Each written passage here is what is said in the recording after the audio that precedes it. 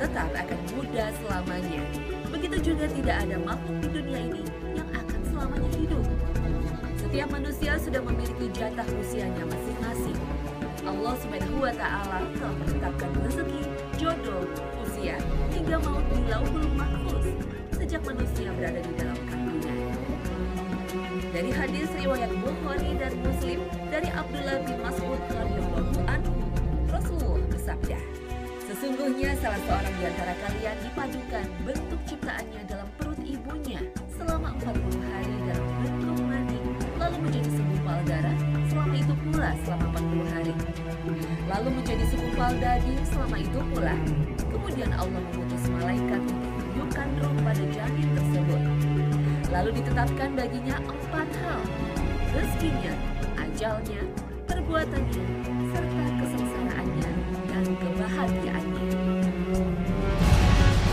Di masa sebelumnya manusia diberikan umur yang panjang, seperti Nabi Nuh yang hidup bersama kaumnya selama 950 tahun. Juga Nabi Ibrahim dengan usia 200 tahun. Meski umat terdahulu diberikan usia yang panjang, namun mereka tetap lalai terhadap perintah Allah Ta'ala, sehingga diturunkanlah azab kepadanya.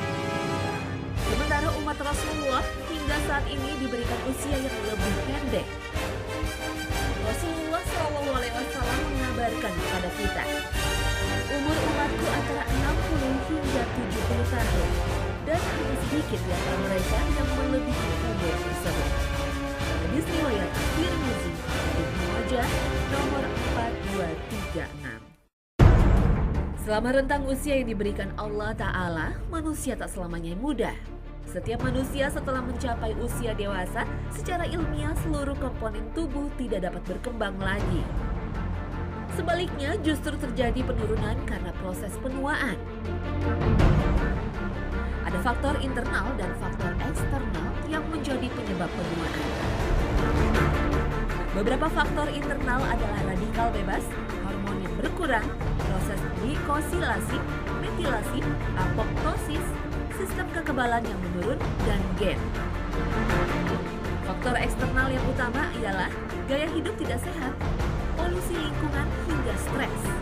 Karena berbagai faktor itulah terjadi proses penuaan, sehingga orang menjadi tua, sakit, dan akhirnya meninggal. Untuk menghindari penuaan dan memperpanjang usia, banyak cara telah ditempuh. Namun pada akhirnya menjadi sia-sia karena tak satu pun makhluk hidup luput dari kematian. Menjadi tua tidak akan bisa dihindari dan sudah merupakan sunatullah. Proses penuaan yang dialami oleh manusia dikategorikan sebagai penyakit yang tidak ada obatnya. Diriwayatkan pula dari Musnad Imam Ahmad dari sahabat Usamah bin Sulaim. "Aku pernah berada di samping Rasulullah. Lalu datanglah serombongan anak Yusuf. Mereka bertanya, 'Wahai Rasulullah, bolehkah kami berobat?' Beliau menjawab, 'Iya, wahai para hamba Allah, berobatlah. Sebab Allah Ta'ala tidaklah meletakkan sebuah penyakit, melainkan meletakkan pula obatnya, kecuali satu penyakit.' Mereka bertanya, 'Penyakit apa itu?' Beliau menjawab, 'Penyakit tua.'" Hadis riwayat Ahmad, Bukhari dalam Al-Adabul Mufrad, Abu Daud, Ibnu Majah, dan At-Tirmizi.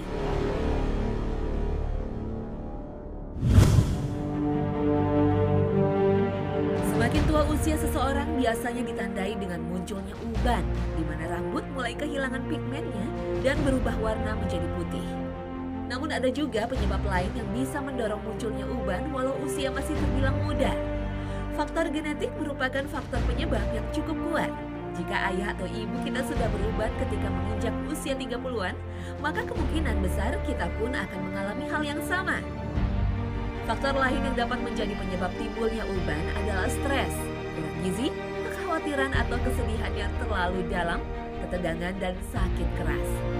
Kondisi tersebut akan memperlambat produksi pigmen sehingga muncullah rambut putih atau uban.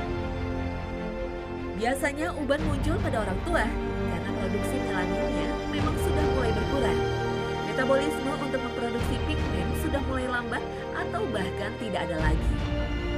Jika belum banyak uban meski sudah tua, berarti metabolisme pembentukan pigmennya memang bisa bertahan lama.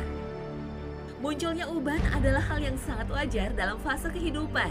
Sebagaimana Allah Ta'ala berfirman, Allahul khalaqakum min dha'fin thumma ja'ala min ba'di dha'fin quwwah ثم جعل من بعد ضعف قوة ثم جعل من بعد قوة ضعفا وشيبة يخلق ما يشاء وهو العليم القدير. Uban sebaiknya jangan dicabut. Dalam sebuah hadis riwayat Al-Baihaqi dalam Syu'abul Iman, Syekh Al-Albani dalam Al-Jami' As-Shaghir mengatakan hadis ini hasan. Dari Abdullah bin Umar, Rasulullah SAW bersabda, "Uban adalah cahaya bagi seorang mukmin. Tidaklah seseorang beruban walaupun sehelai dalam Islam, melainkan setiap ubannya akan dihitung sebagai suatu kebaikan dan akan meninggikan derajatnya."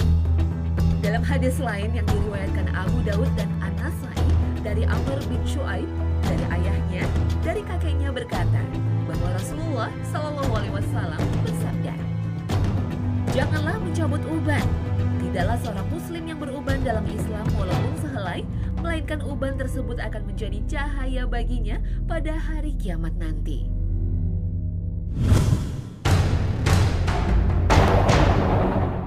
Usia panjang seorang manusia adalah urusan Sang Pencipta. Bila Allah Ta'ala berkehendak, maka tidur selama 309 tanpa menjadi tua pun terjadi pada sekelompok pemuda yang kisahnya tertuang dalam Al-Quran. Allah Subhanahu wa Ta'ala berfirman, "Nahnu naqussu 'alaika naba'ahum bil haqq. Innahum fityatun amanu bi rabbihim wa zidnahum huda." Pemuda-pemuda beriman ini hidup pada masa Raja Dikyanus di Rom, beberapa ratus tahun sebelum diutusnya Nabi Isa alaihissalam. Mereka hidup di tengah masyarakat penyembah berhala dengan seorang raja yang zalim.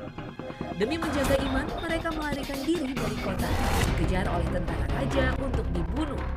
Hingga pada suatu ketika, sampailah mereka di mulut sebuah gua yang kemudian dipakai sebagai tempat persembunyian. Adapun jumlah mereka, sebagian ahli tafsir menguatkan bahwa jumlah mereka 7 orang, dan yang ke-8 anjingnya. Allah Ta'ala menyebutkan persangkaan orang-orang ahlul kitab tentang jumlah mereka. Hal ini sebagaimana dalam firman-Nya. Nanti ada orang yang akan mengatakan jumlah mereka adalah 3 orang, yang keempat adalah anjingnya. Dan yang lain mengatakan jumlah mereka adalah 5 orang, yang keenam adalah anjingnya. Sebagai terkaan terhadap barang yang goib, dan yang lain lagi mengatakan jumlah mereka 7 orang, yang ke-8 adalah anjingnya. Katakanlah, Robku lebih mengetahui jumlah mereka. Tidak ada orang yang mengetahui bilangan mereka kecuali sedikit.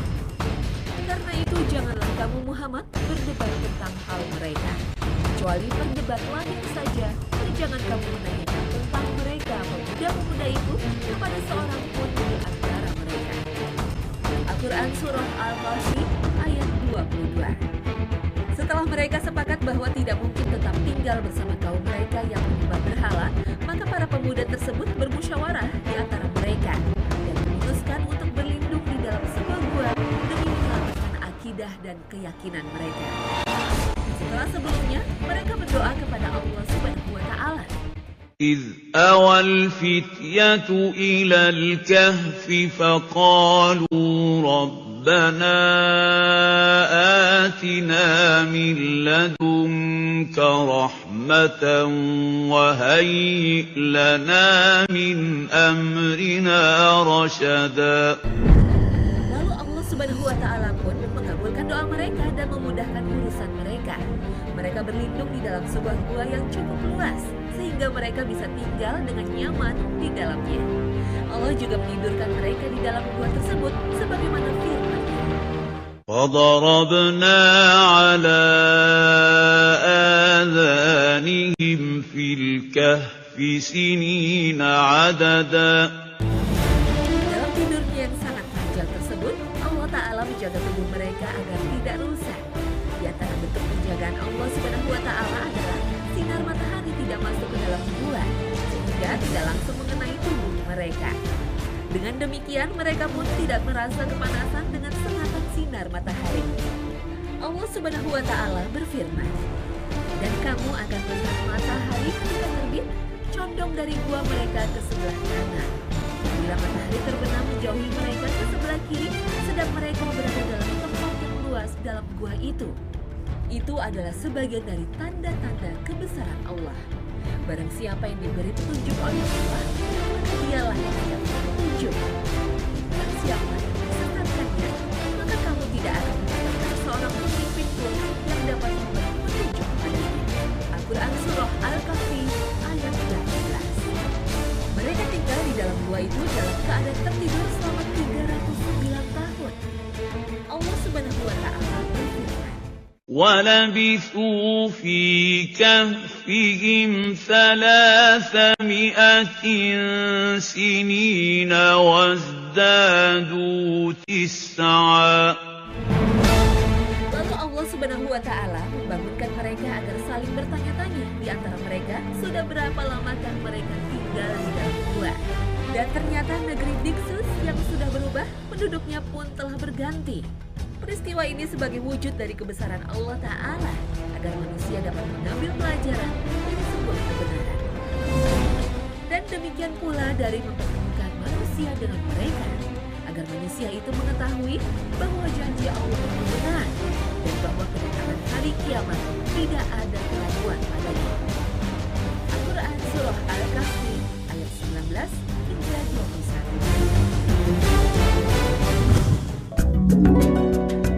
Sungguh maha besar Allah Ta'ala menjadikan para pemuda Ashabul Kahfi mampu melewati rentang ruang dan waktu tanpa melalui proses penuaan dan tidak mengalami kerusakan apapun dalam tubuh mereka.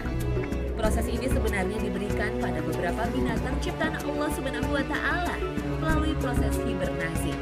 Hanya saja rentang waktunya tidaklah sepanjang pemuda Ashabul Kahfi selama 309 tahun. Pada beberapa hewan, hibernasi adalah mekanisme untuk mengatasi musim dingin, di mana mereka akan kesulitan mendapatkan makanan.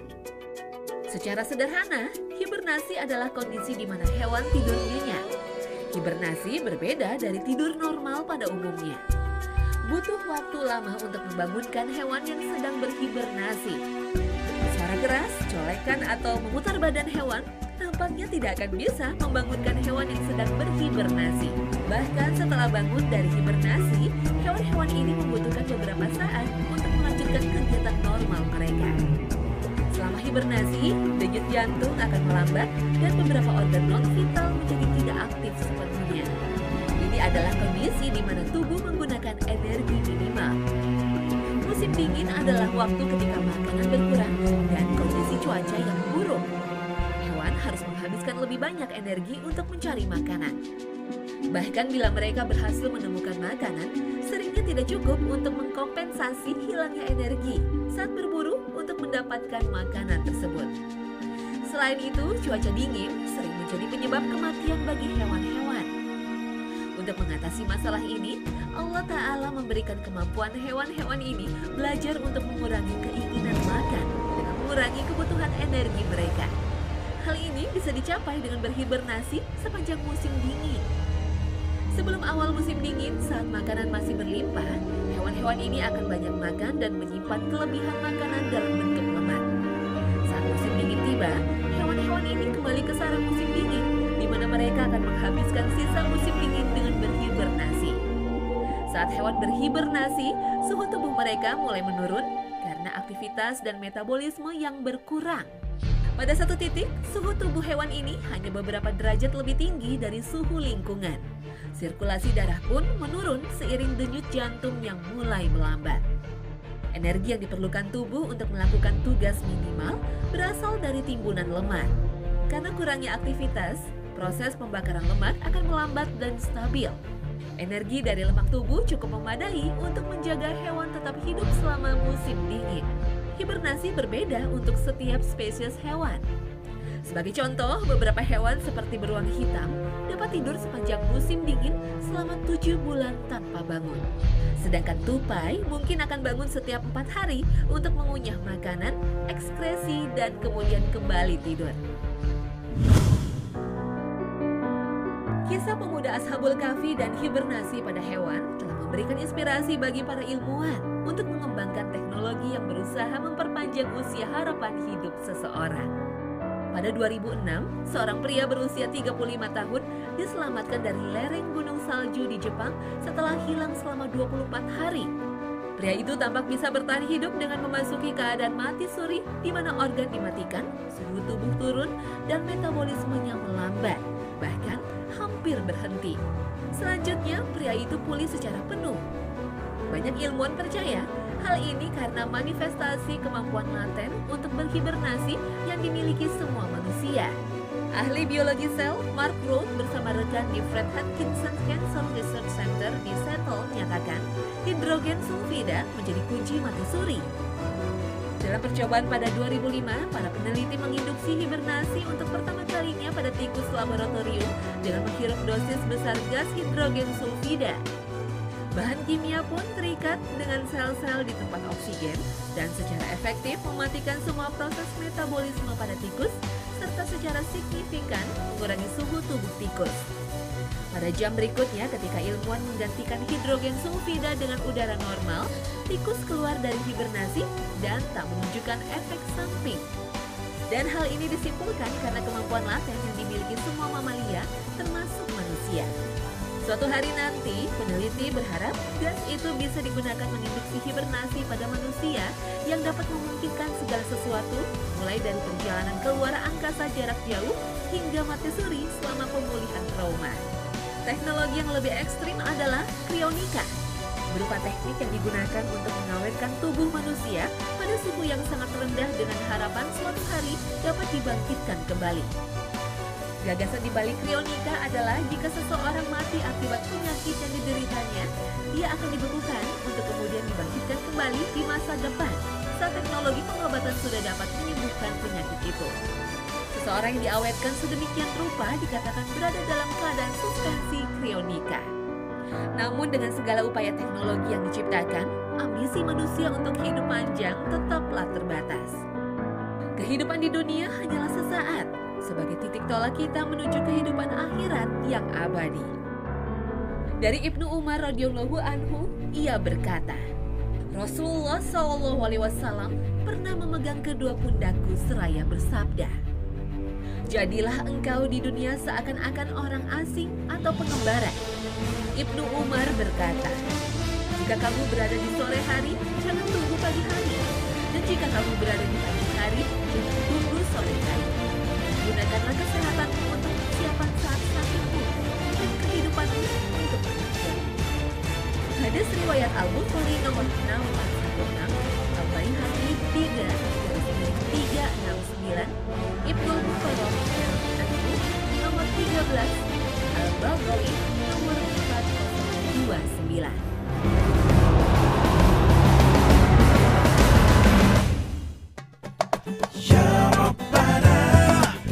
Nah pemirsa Setia Hasanah, berakhir sudah kebersamaan kita pagi ini.